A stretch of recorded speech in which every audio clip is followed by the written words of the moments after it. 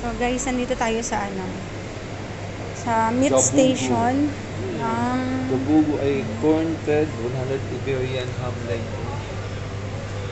ano to? The most expensive ham in the world from Iberian of Spain, rich in aroma, exquisite texture, unique a corn flavor.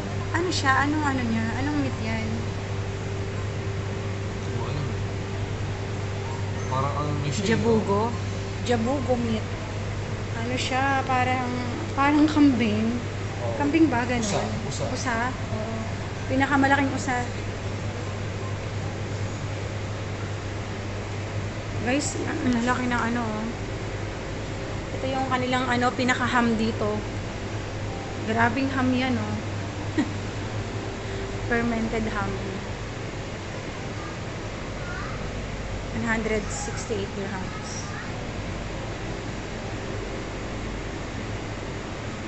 Yan guys. Bye.